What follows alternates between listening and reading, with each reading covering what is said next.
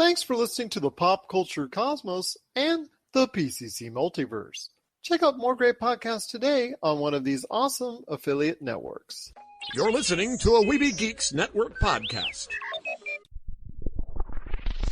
You're listening to the ESO Network, your station for all things geek. The Tangibound Network. Check it out. TangiboundNetwork.com.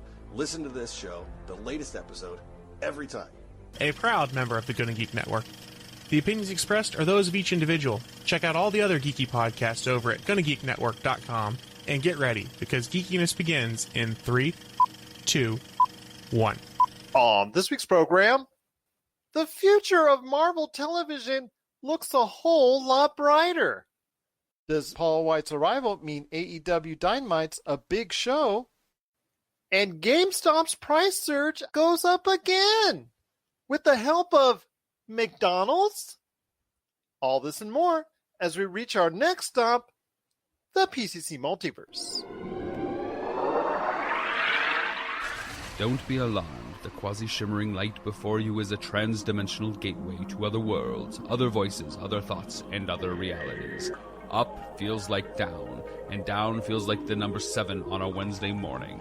Don't worry. That quivering, blood-boiling sensation under your eyebrows is all a part of the charm. Welcome to the PCC Multiverse.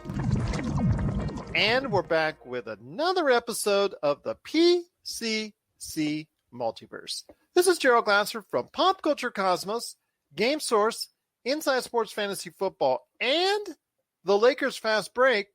We truly appreciate everyone out there listening to all of our shows, and if you can, please give us that 5-star review on Apple Podcasts.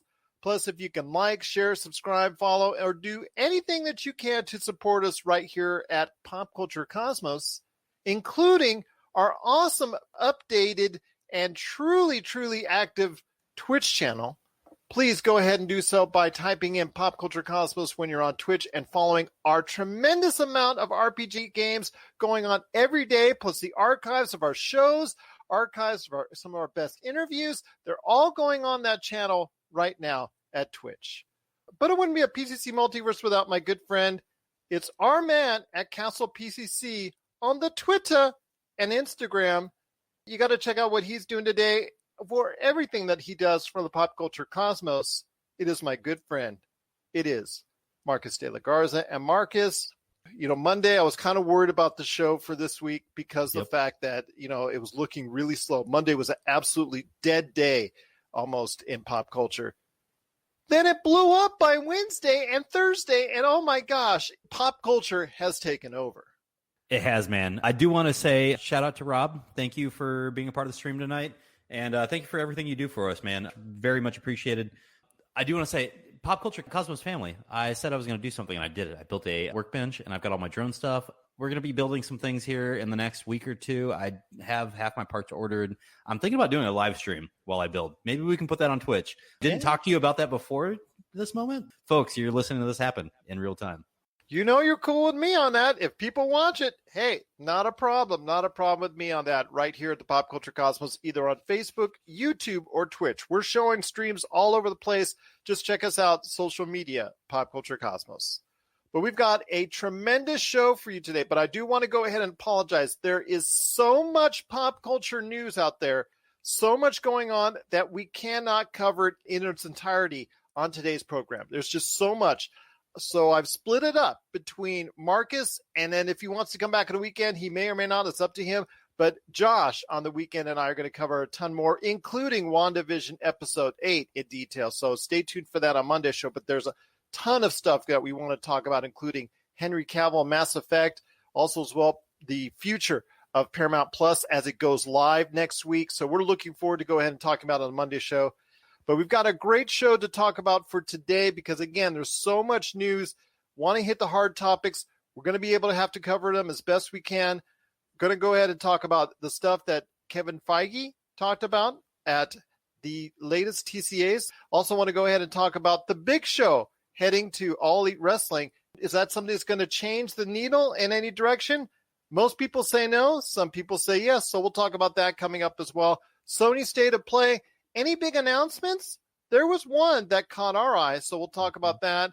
The trailer came out for Disney Pixar's upcoming animated feature Luca. We'll talk about that. Netflix had one for Zack Snyder's other project, Army of the Dead, so we'll talk about that as well. Spider-Man dropped its title, finally, after trolling us for a couple days on it. They did finally drop the title, No Way Home, so we'll quickly talk about that. GameStop's stock prices surged again, but this time was it over ice cream? Really? We'll talk about that on the program. Plus also as well, Valheim success. I briefly want to give that a mention because we were going to devote a lot more time to it, but I briefly want to go ahead and talk about that on the back end of the show.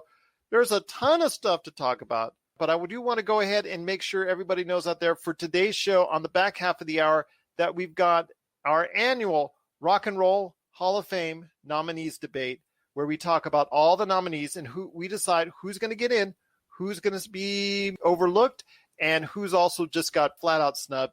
And I've got two great guests that are joining me as always, Kevin Eldridge from the Flopcast, and also as well, Mike Faber from the ESO Network. They're joining us later on the program for part one of our conversation on the Rock and Roll Hall of Fame nominees, who's in, who's out, and who's got snubbed. We're going to discuss who we think should be in on our first chapter of that interview coming up on the back half of the show as well. But before we go into Kevin Feige's comments real quick, my friend, I want to ask you this. McDonald's and Taco Bell, they're in the chicken sandwich wars now. They both introduced new chicken sandwiches that they're promoting like crazy. And these are two of the big guns, my friend, as far as in fast food here. Not only, exactly, fast food wars continue, but not only here in the States, but all over the world. McDonald's and Taco Bell are two big players. I want to hear your thoughts if they can make their headway through what has been dominant over the past year or so by Popeyes and Wendy's. I remember literally a year ago, you were out there standing in line waiting for a Popeyes chicken sandwich. You were waiting, what, 2 hours, 3 hours almost? It was over an hour and a half in line actually to get it made. Yes, that was right at the beginning of the craze for Popeyes chicken. I was in the middle of it, and boy, is it good. Man, you have no problems just committing to these things. You know, you went hard at the McRib. You went hard at the chicken sandwich at Popeyes. Like, the time commitment for both of those, I'm sure, was great. And, at this point, I just want to say I think it's a little bit too much there for Popeyes. Or Popeyes has too much of a head start right now for everybody else to get in the game this late, dude. It really feels like unless you're going to come with a great product, and I'm not saying that McDonald's and their 3 chicken sandwiches that they've given us aren't great products. I'm just saying that, that Popeyes has a head start, man. That spicy chicken sandwich or even the regular one, outstanding. We have the dividing line in our household. Jamie gets the spicy. I get the regular. I like to add my own hot sauce to it. But, yeah, I think at this point Popeyes has the leg up, and I think they're going to continue killing it, along with Chick-fil-A. Well, Chick-fil-A, and I know that's blasphemy to some people. So Chick-fil-A, it's okay. It's blasphemy to me, Gerald. We're fighting. Depends Those on are the fighting sauce. words. Those are fighting words. It depends on the sauce. Chick-fil-A, if you just have it straight, it's just to me. It's just okay. But you gotta put a lot of good stuff on it. So I'll give you that. I'm gonna give you that. But I got 90 minutes for chicken. WTF? The race is never over in fast food. No, none of this is over when it concerns fast food. So you're gonna keep on seeing these type of variations within the fast food wars and battles going on. So look out for that, and go ahead and let us know about your thoughts on who has the best chicken sandwich. Is it going to be someone like Wendy's, someone like Popeyes, or do you like the new contenders that's out there in Taco Bell and McDonald's? Let us know, popculturecosmos@yahoo.com. Well, let's get down to business, my friend, because there's a lot to talk about on today's program, including Kevin Feige at the recent TCAs, the Television Critics Association, their annual conference where they talk about what's coming up. A lot of things get revealed. In fact, Paramount Plus revealed a ton of stuff that we're going to talk about on Monday. But before we do, I want to ask you this, my friend. Kevin Feige was there talking the future of Marvel and Marvel Television. There was one thing that really stood out to me, and that was the possibility of a lot of things that have been shelved, discontinued, canceled in the Netflix and also previous ABC world, like Agent Carter. Mm-hmm. He said there's a very slight possibility, but it is a possibility they could be brought back to life based on consumer demand. Yeah, I just want to go ahead and quote him directly here. He said, I think we probably could. I'm not sure. There's always rumors online about things reverting. Sometimes that's true. Sometimes it's not. I'm not exactly sure the contracts, Feige said, referencing the story, but perhaps someday. So, I mean, he left the door open for us. I don't know if there's any immediate resumption here of some of these previous intellectual outside properties. of Charlie Cox and Daredevil, who is most likely going to be making an appearance in Spider-Man 3 as Charlie Cox, the lawyer. I'm okay with that, aren't you, though?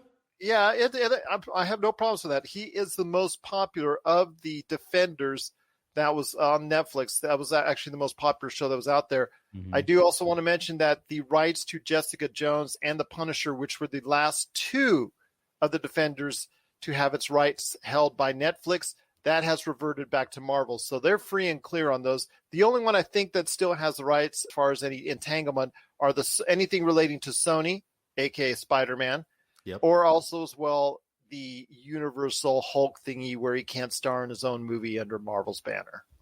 That one always blows my mind. I would love to take a deep dive into that together someday and really talk the nitty-gritty on that contract. But, just looking at the availability here, I think this is a great possibility here. Marvel has some outstanding IP. When you look at what happened with Netflix, yes, we've had our gripes about it, and I think you and I have talked a load of mess about it at times, when it comes to some of these TV shows. Maybe not. I saw that look you just gave me. Actually, Rob McCallum saying that Punisher is more popular than Daredevil. I don't want to get into a debate right now. I'm just going to go by what Netflix numbers said. And because Daredevil was the first show, I think, had Punisher been the first show, it would have been the most popular. But Daredevil was the most popular. And that's the one, Rob, I'm going to tell you right now that consumers are wanting the most and have the most fervor over right now is Daredevil of any of the Defenders. I'm not arguing with you on the comic book version. I'm just telling you about the Netflix one. But go ahead. Go ahead, Marcus. No, I'm with you there. I think at the end of the day, Kevin Feige gave us what we kind of wanted to hear, right? Like we wanted to hear that some of these IPs are going to be coming, these characters, some of these actors are going to be resuming. And the nice thing about all this is we're going to be coming back under the umbrella of Disney, where the writing has been a little bit better, I would say. And we just know that the budgets are there to make these shows what they need to be. Absolutely. As we're seeing for WandaVision, and if you get a chance to check out Variety, and especially their VIP section, they're showcasing how much there is of a demand for WandaVision, and that it's now actually, if you read or believe what Nielsen can track, because Nielsen doesn't get direct numbers from the actual streaming outlets, they do best guess scenarios and things of that nature. They're projecting right now that WandaVision is the most popular outlet right now for the year, passing Disney's Soul that's on Disney Plus, which was a huge success for them right around the Christmas holiday and even into January, passing Cobra Kai and passing Bridgerton. I mean, to pass that with that kind of level of success is just crazy. So I'm very happy for WandaVision that it's achieving that level of success right now as the most watched show on streaming.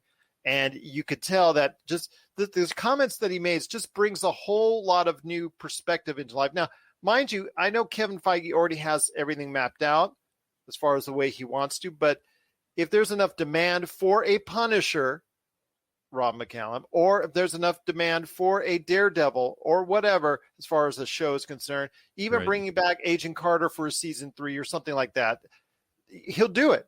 But he now has the options to go ahead and do so. And that makes it much more entertaining, and the possibilities could be endless for fans.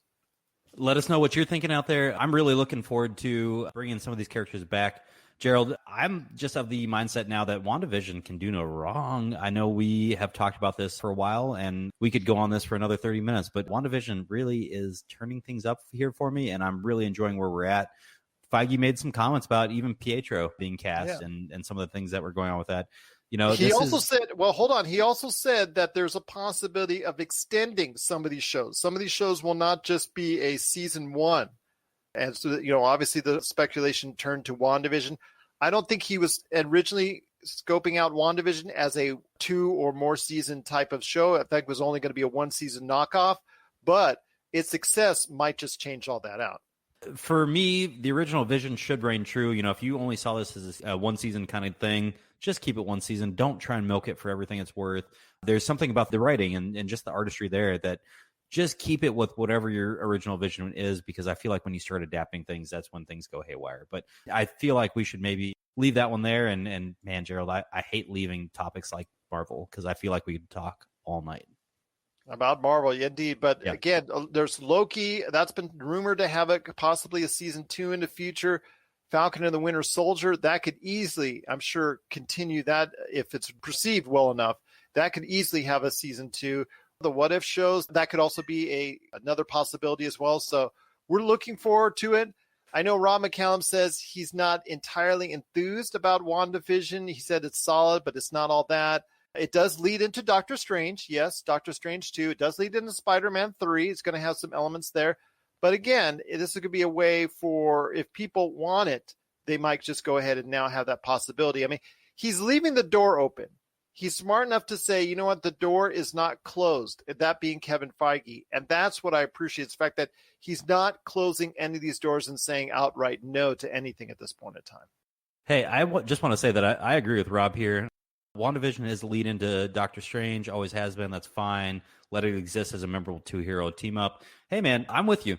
Let's just end WandaVision at season 1, and let's start a new show and just give both those characters their own show. I'm not saying otherwise. I'm not disagreeing with you guys. I'm just saying it from the standpoint that Disney Plus might have other ideas. They like that viewership. They like that money. They like those subscriberships. They like the fact that they're now at or near or over 100 million subscribers at a much faster rate than any streaming service. So WandaVision has been part of that early success in 2021. So, you know what? If that's what Disney Plus wants, Disney might ultimately just make the final decision on that. I'm not disagreeing, Rob. I didn't say I was disagreeing. Disney might have other ideas.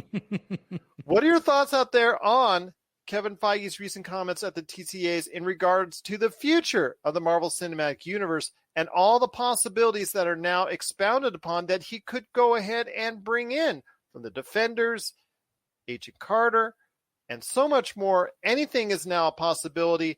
Are you excited even more so about the success of WandaVision leading into a whole realm of possibilities for the future of Marvel? We want to hear your thoughts. PopCultureCosmos@yahoo.com. Hey, this is Chad from Ghost Toasters, and you're listening to Pop Culture Cosmos Podcast. Check out what's been going on with the Pop Culture Cosmos Show and the PCC Multiverse. People are just losing their minds trying to consume Marvel products right now, and I don't blame them. This is some of the best entertainment you can get on TV and big screen right now. If something's going to be successful now, they look at the mentions, they look at the likes, they look at the retweets and the tweets and the subtweets and the tweets, and they look at all of that to say, okay, this is actually going to garner a lot of attention. Is it going to be enough, though? I think the fish out of water syndrome might be enough for somebody like us, because it's going to be hilarious to watch two stoner kids we saw barely make it through high school now live in a society that they fully don't understand because they've been stuck in a decade and never came out of it. Facebook stars, not ninja stars, okay? I know how some people take things literally, so don't throw ninja stars at us, but like the Facebook stars. Click on those. That's what we want. That's the Pop Culture Cosmos Show. And the PCC Multiverse. Catch our shows on Worldwide Radio 7 days a week and wherever you get your podcasts. And we're back with the show. It's Gerald Glasser coming right back at you here with Marcus de la Garza. I want to go ahead and ask you this, my friend, as we hit on a new topic, and that's All Elite Wrestling, real quick. Just need to talk about it because the Big Show is their latest acquisition. He decided to, I guess, turn down an offer from the WWE, or decided not to continue with the WWE because his last appearance was last month. So I'm sure he obviously had the opportunity to continue with them. I don't hear of any bad blood, but I want to ask you this real quick. Is he a game changer? Is he someone that is going to get, outside of maybe a big pop in ratings for a week or two, is he someone that, even if he gets back into the ring, as he's talked about, is he going to be a game changer for All Elite Wrestling? You know, I don't know if he's going to be a game changer, but this is just indicative of their leadership right now. I mean, they just keep stacking talent. And I know Big Show is not going to bring over a huge amount of people, but just the fact that they keep getting great wrestlers should be enough to tell people that AEW is here to stay. Number one. Number two, they're challenging for that title of number one wrestling show on the air week after week. You look at what Big Show's been doing. You know, he made his final appearance January 4th of 2021, right? But Apparently, they weren't able to come to any agreement when it comes to financial terms on his latest contract. And so that's part of why he walked, but we'll see what really comes out and over the next week or two. You know how these things go. He'll announce. It's what the WWE perceives him as. I mean, the man's in his 40s. I get that. I get that. They're asking, what can he do? What can he do at this point in time, right? I mean, how healthy is he? Yes, he's coming back into the ring, but is he going to be able to make a difference? Well, all right. So this speaks to AEW's game plan, right? Like, so you and I have talked about over the last, 2 or 3 months now about how AEW is looking at their Legends, right? Their Legends series and bringing in these older names and trying to be a guiding light. Maybe even if you want to correlate it to something in football, bringing in a veteran presence in the locker room. You want to bring in somebody that knows what's going on, been there before, can help be that guiding leadership for the entire stock. So when it comes to keeping their stable in check and keeping their talent on their toes, I think this is a great move, bringing in the Big Show. This is somebody that's worked hard his entire life. I'm excited to see what comes of this. This is going to be a really good move for them. Well, there's still going to be a lot to talk about here when there's upcoming great number of agreements that the WWE made. And obviously their move to Peacock, they're going to show WrestleMania exclusively on Peacock, Fastlane. Heard about it's going to be on Peacock and the WWE Network, but you know how the WWE Network is shifting over to the Peacock Network. They've talked about also their deal that they just made for a lot of great biographies on the way with A&E. I mean, the possibilities are there for WWE to go ahead and build upon their recent rating slump, but with a Big Show really wasn't part of their whole outfit at this point in time. He hasn't wrestled in several months. He was in the latter years of this previous decade, he wasn't really much of a factor for them. So I think this is a chance for him to get a fresh start and see if he can still make a difference. 1,000% agree with you there, Gerald. This is Big Show's coming out party part 2. This is him coming out and really saying, hey, I'm here, I'm a wrestler, and I'm a force to be reckoned with. So let's see what happens. Let's see what happens indeed. But do you think the Big Show, i.e. Paul Wight, will be a big factor for AEW going forward? Do you think it will make them even more competitive with the WWE? We want to hear your thoughts.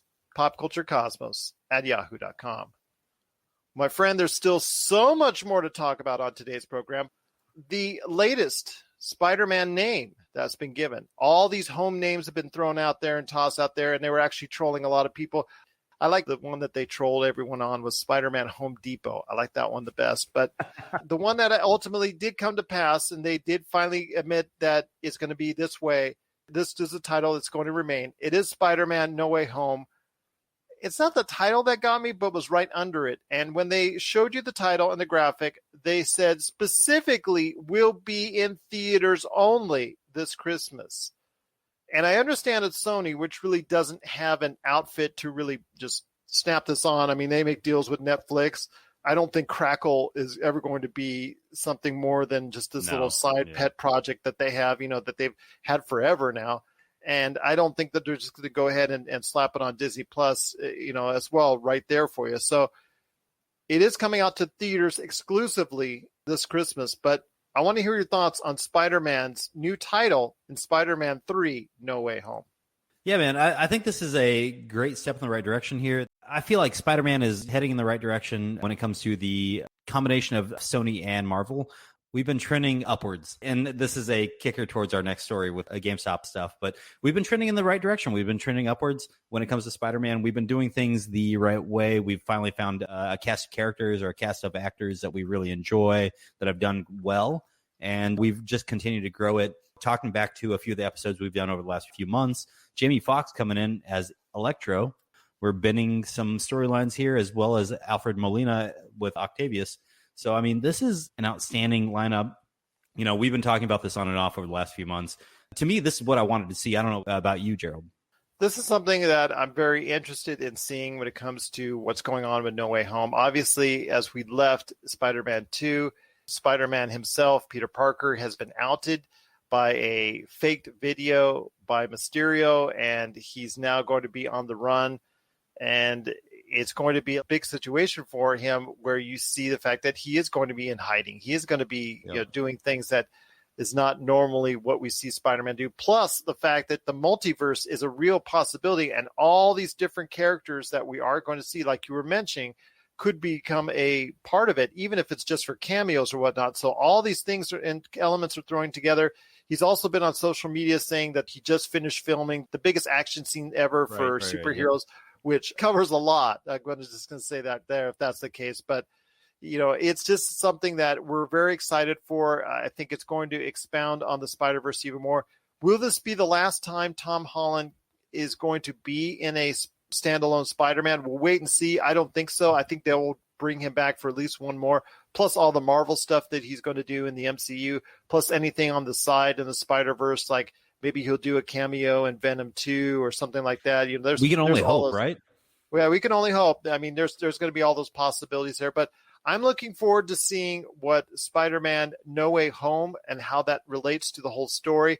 I know he actually at some point in time still is with Mary Jane and Ned there, because the pictures that they've shown from the set show them all together.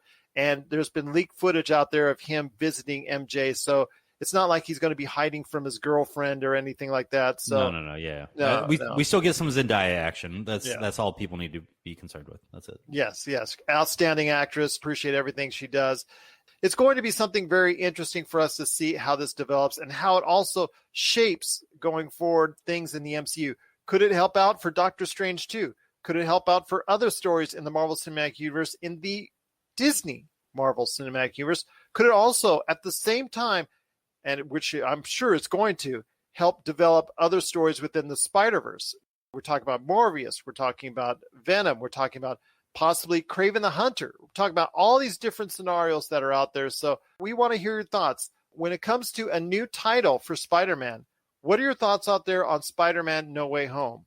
Please share your thoughts. popculturecosmos@yahoo.com. My friend, before we hit the half-hour break, I wanted to go ahead and get your thoughts real quickly on GameStop. The price is going up and up again, all because your guy, the guy that you were talking about, the Chewy CEO that moved over to the GameStop board, he floats out there a picture on social media of a McDonald's ice cream cone, and then the stock took off from there. I mean, that's just crazy. It's a ice cream from McDonald's. Gerald, this is wild here. The only thing I've really come up with is apparently this man is just the walk-off home run hitter. He rolled into the first board meeting with 2 slides. It's a picture of a dog and then a picture of an ice cream cone and said, let's go get some soft serve. Let's keep an eye on this GameStop stock. I was telling you before we went live that I really missed the boat yesterday. I literally was sitting at work. I looked at the stock and it was just like, I think I need to buy some. I think this is about to rebound. I really do. And I really missed that moment, and I should have capitalized on it. I'm sitting here wishing that I would have bought anything, but hey, we're here for it. We're going to make a little bit of money eventually, and we'll go from there. This GameStop stock pop, hey, it's going to happen a second time. I'm hoping we see 800, because if we see 800, we might see a nice short squeeze on what's going on. I'm not one that wants to see the market just totally inverted and see everything collapse, but I've always been a long fan of Team Chaos. So let's see what we can do as retail investors and go from there, man. Well, we'll see what happens, because it's going to be very interesting. I should have asked Josh if he repurchased any stock in the GameStop, because remember, he's already profited once. He might just be apt to do it again. I hope he is. Well, we'll find out on Monday's show. I'll give him a quick shout out on that as we're on the air on Monday. So that's definitely something that we can talk about. Plus, all the things that we're going to be talking about on Monday. There's just so much, again, a ton of stuff. Stay tuned for us on Monday's show, because it's going to be another back to back of nothing but pop culture news right there on Monday for the Pop Culture Cosmos. But we want to hear your thoughts. Have you invested again in GameStop after the price surge once again over a McDonald's ice cream cone? We want to hear your thoughts. popculturecosmos@yahoo.com. Well, coming up next, it's Mike Faber and also Kevin Eldridge. Mike Faber from the ESO Network and Kevin Eldridge from the Flopcast. They're back for another year of talking about everything going on with the Rock and Roll Hall of Fame nominees.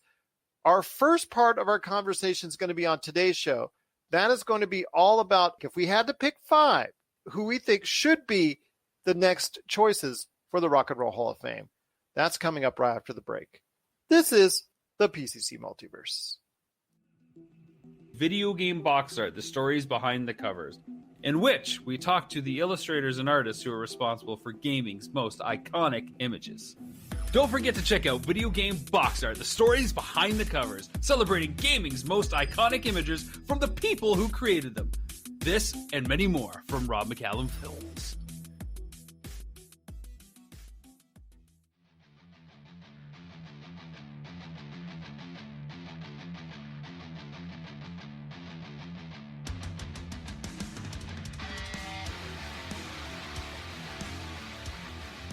All right, now we're back with the Pop Culture Cosmos. It's Gerald coming right back at you here, and it is that time.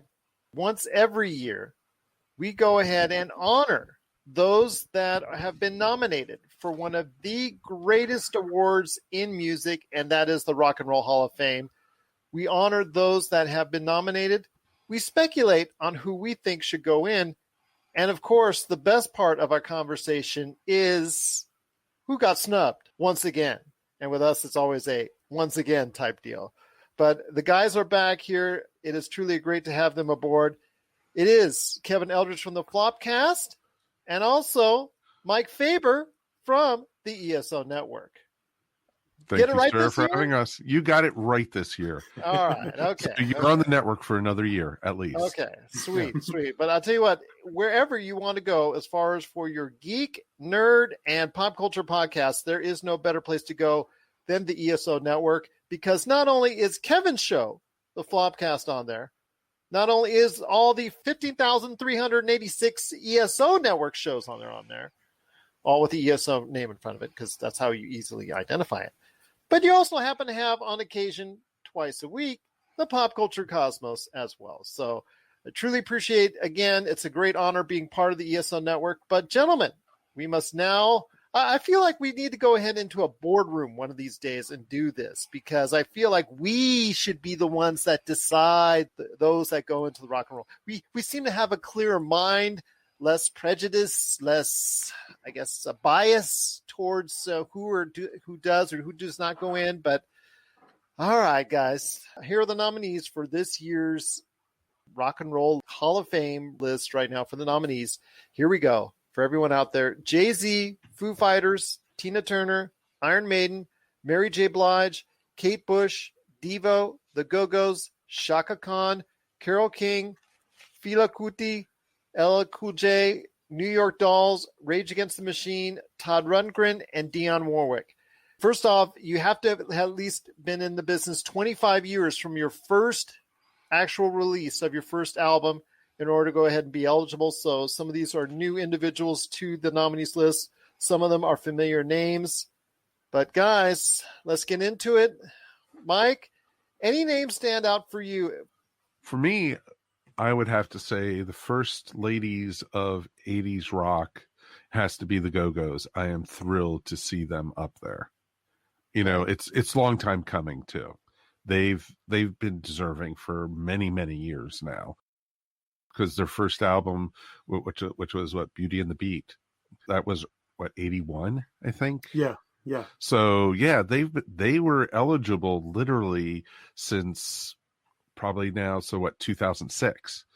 So yeah, it's surprising in 2021 they're just getting in for a nomination. And you know, I'm definitely thinking they're going to be a first ballot shoo-in.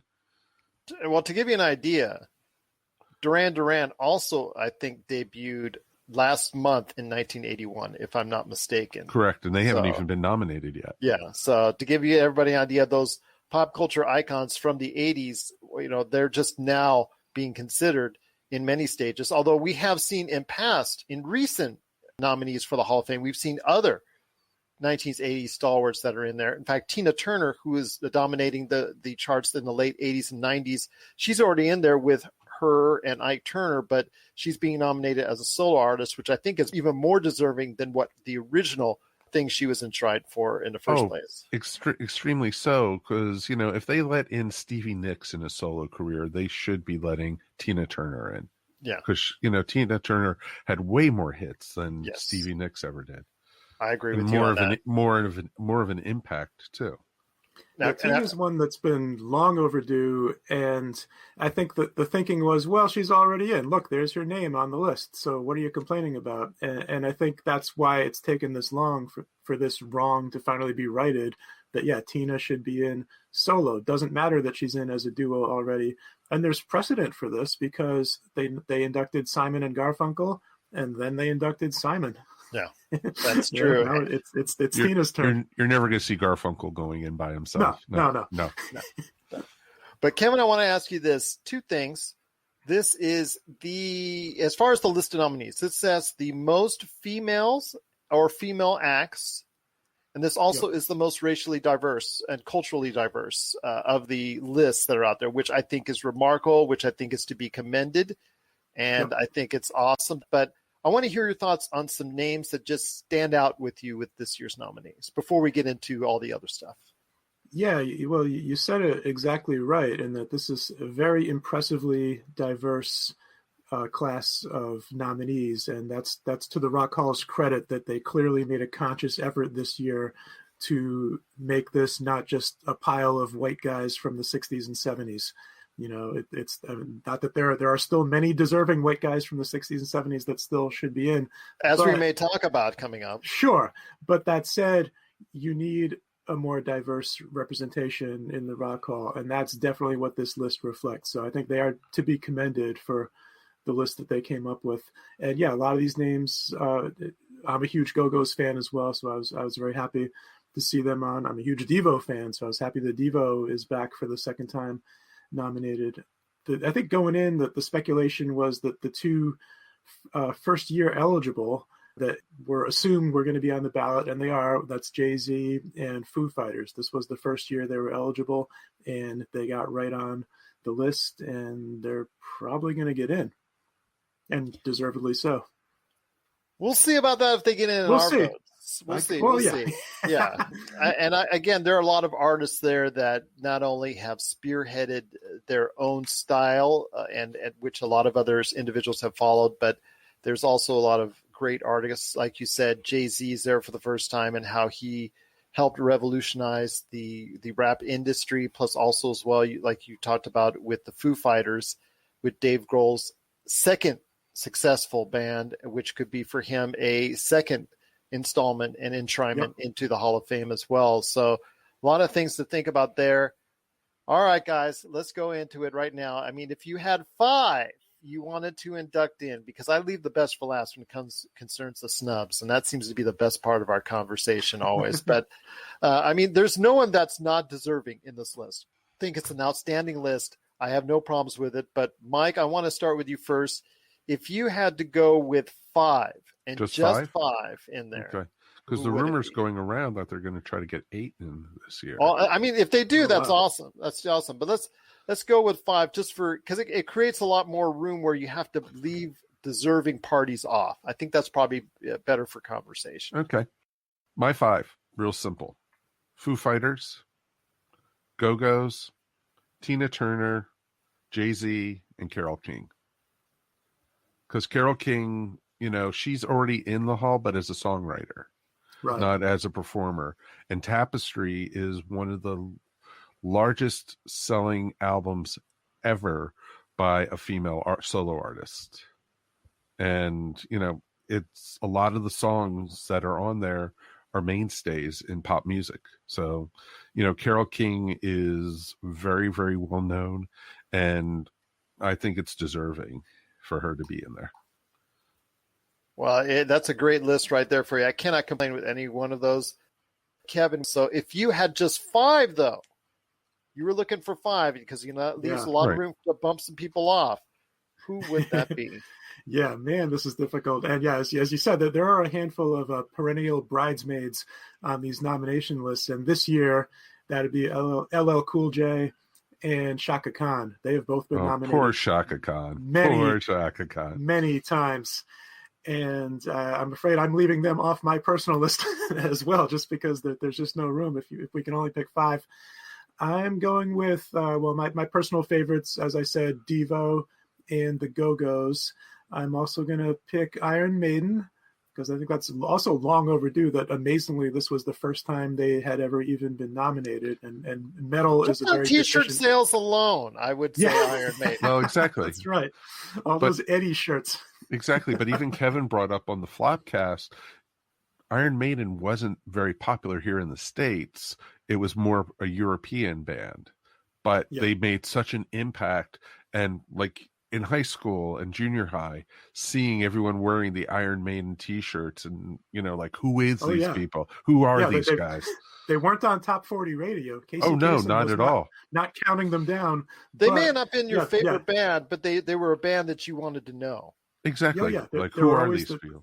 There were kids lurking around the schoolyard that had Iron Maiden tapes and Iron Maiden shirts. And that guy deals drugs. Watch out. He likes heavy metal. Well, exactly. Exactly. The two big ones you saw were Iron Maiden and Rush. It was just everywhere. Yep. So I'm going Devo, Go-Go's, Iron Maiden, Tina Turner. And man, I am torn at this point. It's almost a toss-up. I want to go Carole King and Dionne Warwick. Since Mike picked Carole, I'll go with Dionne Warwick for my number 5 pick. Oh, very interesting indeed. Me, I know the Foo Fighters and Jay-Z are going to get in first thing, but I personally think that they need to wait 1 year, because I think maybe there's always this deal where, hey, even no matter, unless you're the ultimate in great acts, I think you should at least maybe be waiting 1 year at least. So I'm going to leave them off for now. But you and I both know that I think if they go to 8, Mike, like you said, then I think they're a shoo-in. I think they're shoo-in indeed. I think Vegas has them as 2 of the highest odds acts that are out there. My 5, some of these individuals, again, these are individuals that have been on the list for a little while.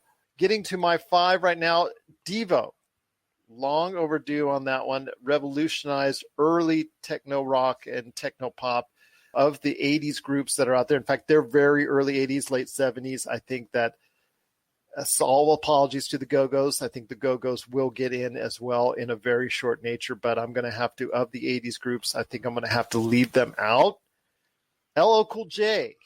Like I said, I'm leaving Jay-Z off, even though I know he's going in. I'm going to put LL Cool J in there because I think he helped popularize. And I'll give you an example. I went to a concert at the LA Sports Arena with him as a headliner over, I believe it was En Vogue, I think NWA, and I think two other acts. I didn't have hearing for 2 days. I'm just going to tell you that, right? Because the speaker system was just so immense. But his reception as the headliner, he was just him and a couch. At one point, it was just him and a couch on I Feel Love, and the tremendous amount of response and the screaming I heard was one of the top 5 responses in pops I've ever heard in my entire life. I won't tell you what he did with the couch, but I'll let your imagination go from there, from I Feel Love. But LL Cool J, Iron Maiden, simply because of the fact, again, they have such a resonance in pop culture. Tina Turner, just because she was such a dominant force in the late 80s and 90s. And then one coming out there, I like Pioneers. I always love Pioneers in the music industry, and Fela Kuti. I've heard some of his music in the past over the years. I researched it and looked more into it in our leading up to the show. And I think someone as a pioneer of the African music, along with jazz and just the beats and that it has, I just think that the way he revolutionized his form of music, I think is deserving of that great honor. So those are the 5 I have. I mean, we can't go wrong with any of the acts that, each and every year. I mean, there's no man, this guy, there's no way. There's no crash of the Rock and Roll Hall of Fame. I mean, you've pretty much earned it. If you threw Todd Rundgren in there, if you threw Shaka Khan, if you threw, she's going to probably be nominated a couple more times before she gets in, and feel bad for her. Mary J. Blige. How can you go wrong with this list? But guys, before we head on out, I need you to go ahead and pitch why the Flopcast and the ESO Network are the places to go for everything geek. So I'm going to start with you, Kevin. Why should people check out your awesome Flopcast? Because I'm going to be flip-flopping, as I say in the group there. I'm going to be flip-flopping my way to the Flopcast. Yeah, well, thanks. My podcast is called the Flopcast, and it is part of the ESO Network, just like all of our shows, all 3 of us here on this call. And the Flopcast is sort of, I like to think, the comedy, the sillier corner of the ESO network. We tend to keep things very light and goofy, and a lot of pop culture discussion, especially nostalgia, a lot of 70s and 80s pop culture nostalgia based conversation around our show. And then we just drift into general weirdness from there. My co-host Cornflake and I do a show every week. Actually, last week's show, which I think was episode 458, because we've been doing this a long time, and the subject last week was the Rock and Roll Hall of Fame. So you can hear a longer discussion that Cornflake and I had on the Flopcast on this very subject. Absolutely. Look forward to it. Wherever you type in the word Flopcast, it should be right there for you on all major podcast outlets. And of course, a great part of the ESO network, which Mike is going to explain to you right now, why you're not listening to it already. Or maybe you are. Maybe you are listening to it. So if you are, thank you so much. But Mike, before we head on out, why should people check out the ESO network? ESO Network is a great network of podcasts. Right now, we're at 27 shows, anything from Star Wars to Marvel Comics to coffee drinking chicken folks. And of course, my show, which is the Earth Station 1 podcast. I also host the Earth Station Who podcast and also the Dragon Con report, which is now back. And we are coming to you for Earth Station 1. We are doing it weekly, and all our shows do amazing work. And you can actually find the ESO Network feed up on iTunes, Stitcher, Spotify, wherever fine podcasts are found. Just type in ESO Network, and you get all our shows together on one feed, which is pretty amazing. And, you know, it's over 50 hours of listening pleasure at your fingertips. And it's constantly renewed with new shows as they come out. So it's almost like a on-demand radio station where you can actually listen to all these different shows. And my show is up there. Kevin's show is up there. Gerald's show is up there. And it's pretty darn awesome that we get to be able to come to you and put out a new podcast each week. And like with this week, it's awesome that you're doing the Rock and Roll nominees right now, because Earth Station 1, our new episode, which is episode 565. Yes, we've been doing it a long time too. Our episode is going to be the whole Rock and Roll Hall of Fame class, talking about each band individually that's nominated and the pros and cons of joining the hall and why each one should be there. Well, I saw bragging a long time ago when we had our last conversation where you talked about the number of shows that you did. So you win on that one. You win on the number of shows. But guys, it's been great having you on the show. Once again, talking the Rock and Roll Hall of Fame nominees, hoping our picks get in, and most of all, hoping that everyone has a good chance indeed to check out what's going on with the Rock and Roll Hall of Fame, not only on the Flopcast, not only on the ESO Network, but also right here on the Pop Culture Cosmos. If you're tired of sifting through flea markets for rare and unique games, we can help. Retro City Games in Henderson, Nevada, only 5 minutes from the Las Vegas Strip, has all your favorite gaming staples, classics, and a wide selection of rare games with new stuff always appearing on our shelves. Come in and chat with Nicole or Doug about your love of games and watch as they help you complete your collection or find your childhood favorite. And don't forget, Retro City Games loves trade-ins. So if you have any Nintendo, Super Nintendo, Sega, Xbox, PlayStation, or even PC games, come in and visit Retro City Games today. Welcome to the new metropolis of gaming, Retro City Games. And we're back with the PCC Multiverse. Want to thank so much the guys from the ESO Network, Kevin Eldridge and Mike Faber. Both great guys. Thank them so much for appearing on today's program. They will be back for part 2, where we talk about who got snubbed for the nominees for the Rock and Roll Hall of Fame. That will be on the Monday show, the Pop Culture Cosmos.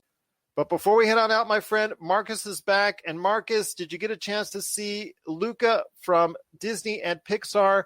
I think it's based off an Italian story. The kids that look like kids on the outside, but then have something a little bit more secretive in mind, or actually secretive in body, when they go and get splashed by water. Mm-hmm. For me, Gerald, this is going to be one of those movies it's highly stylized. We're going back to that classic Disney character. It's like a callback to my youth. We're seeing that kind of animation style that gives you that wholesome feeling. You know, it's almost a callback to Hercules or Tarzan or something to me. But when you start incorporating the water into it with Pixar, you start getting that Lilo and Stitch. Just to get everybody, if they haven't seen the trailer yet, it's these two young men, these two boys, I think on the Italian village, Yep. And basically, the Italian village is just very against sea monsters or octopus or anything like that, and has very detailed descriptions of what they like to do to it: eat it, chop it up, kill it, anything of that nature. But these boys are actually I don't want to say sea monsters, but sea creatures by nature. So when they hit water or get splashed by water or get touched by water, they turn back to their original form. And they don't want to show that to the people in the village because they would obviously be next day's lunch if that was the case. So Yep. I want to hear your thoughts. Like you said, you talked about the stylized nature of it. I mean, for me, Pixar seems to have this blank check. And what they do with this blank check from Disney is create these stories and base it off of different cultures. I want to hear your thoughts on how they're able to go ahead and do that and do it so well, because it just seems like with Soul, with so many of these other great stories that they've told over the course of time, they just really seem to tap into these awesome parts of our world. Yeah, man, it's one of those things. I think they've earned the right to do these things, right? They've always brought us superior products, and that alone tells me that they are worth the blank check that they get, right? To me, Pixar's never really shown something that was worth throwing in the trash can. So I'm very excited by the prospect of this film. Pixar's just continuing their streak of home runs here, man. I don't want to say it's going to revolutionize the film industry because we've already done a lot of things that they're doing in this film, right? The characters, the animation style, even some of the shading and stuff we've seen in other Pixar movies. This is going to be one of those films, though, that I think is going to resonate with a lot of people, and we should see a lot of fun across the generations here. You know, whether it's the youthfulness, getting the kick out of the boys turning into octopi when they hit the water, or it's the older generation enjoying some of those older adult jokes. This is going to be a great film, and I'm really looking forward to it, Gerald. They just know how to tap into culture, and they do it so well. Yeah, and they do such a great job. I have a friend that works at Pixar, and Mark, just tell you what, you guys are going to be doing it again. Just a great job, and looking forward to seeing it. I was going to say, look at what they did with Coco. That was a cultural win. Great movie. I still struggle to watch that movie just because the textures on the animation get me. I mean, I look at the textures on the animation for the hands and the face. It looks like I'm looking at my great-grandmother. It's hard for me to watch that movie just because I end up crying halfway through the movie because I'm just lost in the animation and looking at the textures and everything. So, well, speaking of culture, we're going to touch on something in as far as your background in culture at the very end of the show that I just popped in there. So if you get a chance out there, please check out on the Pop Culture Cosmos Facebook page. We have the link to the Luca trailer. If you want to go ahead and check it out, it is coming up here this year. Disney Pixar's Luca. We hope you get a chance to check it out because we really think it's going to tell a great story, and another great job by Pixar. What are your thoughts out there on Luca? Please let us know. popculturecosmos@yahoo.com. Before we head on out, my friend, 3 quick things. Army of the Dead. Oh, Zack Snyder has not just got the Justice League up his sleeve. He's also got a Netflix movie coming up on the way here in a not too distant future. Army of the Dead, where it shows a ragtag crew of mercenaries trying to go ahead and steal some money from a casino in the middle of a zombie apocalypse. So I want to hear your thoughts on Army of the Dead. Hey, man, this is going to be another Dave Bautista killer. I really enjoy Zack Snyder as a director. This is going to be another great film to me, personally. Dave Bautista, I think, was an outstanding success. We talked about it 2 weeks ago about how Kevin Feige said he took a risk on Dave Bautista. He kind of just did the sign-off on Dave. And I'm starting to see how everyone's realizing this was the best thing they could have done, right? Yeah. You know, he's an outstanding actor. He's got a lot of depth to him, even if he does look like just a meathead. So at the end of the day, I'm looking forward to this zombie outbreak. It's a classic Zack Snyder film. I'm guessing half of the cast of 300 is going to be in there. Half of them will be dead already by the time we get to them. I'm okay with that. I'm looking forward to it. It's going to be on Netflix. So another Netflix original coming at us. You know, the quality of content is going to be great. It looks like it's going to be a 4K paradise, and that's all that matters to me. Well, speaking of video games that we often talk about on the show, it's going to be so great to see, as we saw the hint that Josh and I will talk about on the Monday show, as far as Henry Cavill and his possible future in a certain game series that we love, as far as possibly even a television series or movie out of it. I'd love to see Dave Bautista, as something he has expressed to do, talk about playing Marcus Phoenix in a Gears of War movie. I'd love to see him in that. I think he would be great in that. I think that's a role that's best suited for his talents. But yes, Army of the Dead would be an awesome movie coming up here in a couple months that I don't mind seeing at all. I just want to point out that we've got two actors that are really, really engaged in video games, Dave Bautista and Henry Cavill.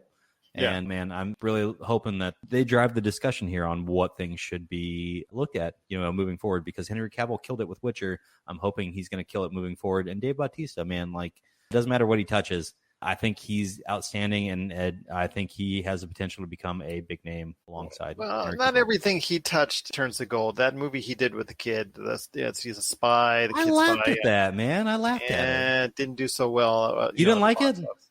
Yeah, look, I admit it's not a great film. I laughed, though, and that's all that matters to me. I laughed. Fair enough, Fair fair enough. Yeah.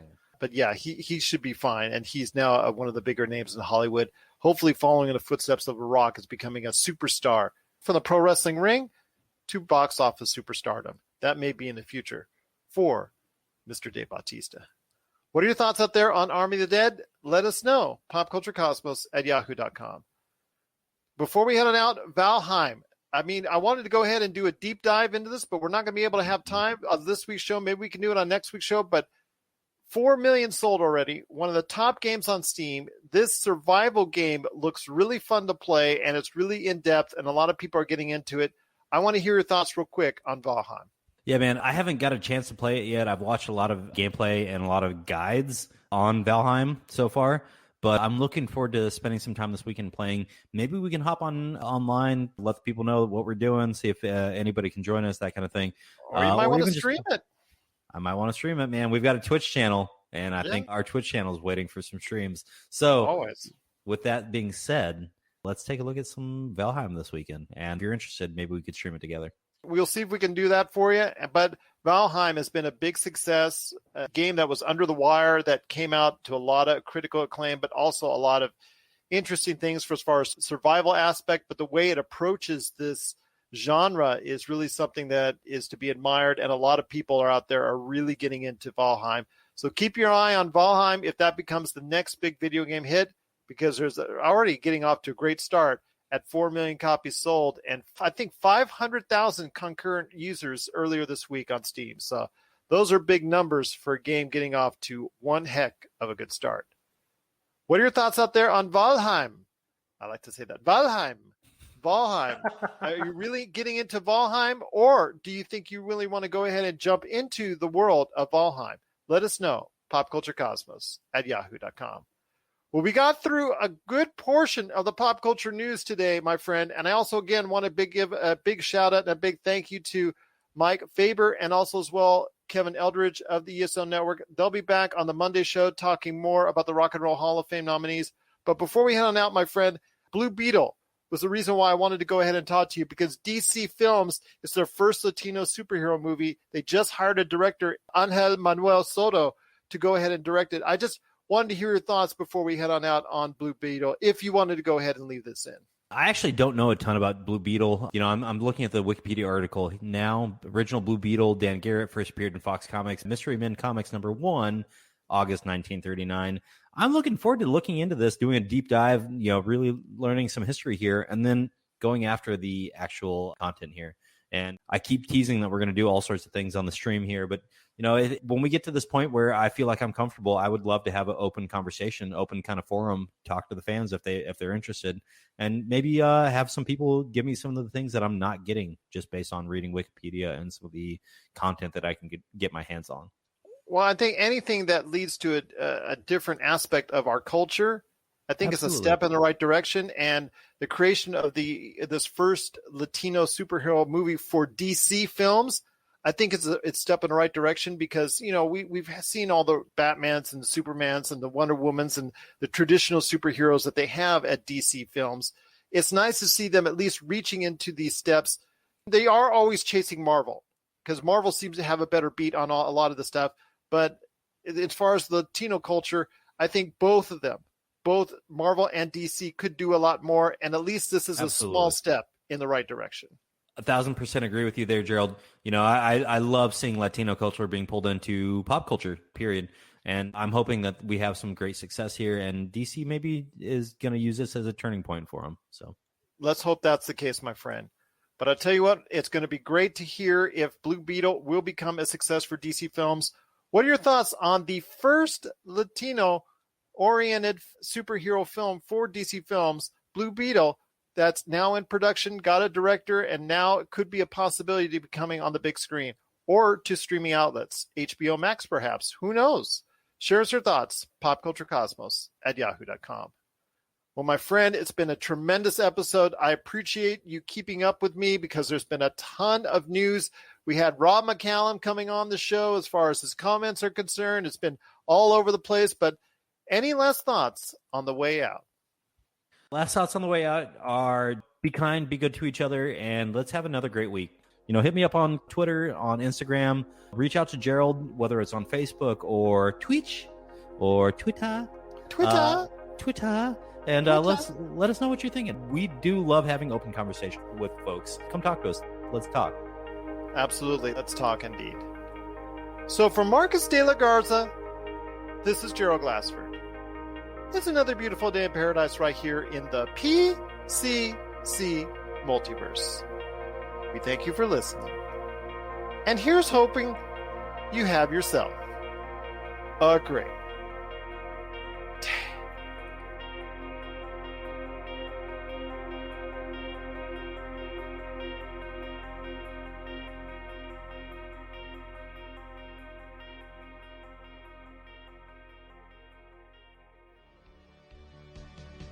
Attention, people of Earth!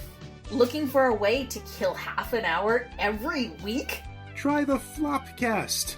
It's a silly podcast about cartoons, music, comics, movies, obscure pop culture from the 70s and 80s, and chickens. Join us! Bring coffee! We're on the ESO network. And we're at flopcast.net. You're listening to a Weeby Geeks Network podcast. This has been a broadcast of the ESO Network. Be part of the crew and help support our shows by donating to our ESO Patreon or by shopping at the TeePublic store, which can all be found at www.esonetwork.com. The ESO Network, your station for all things geek.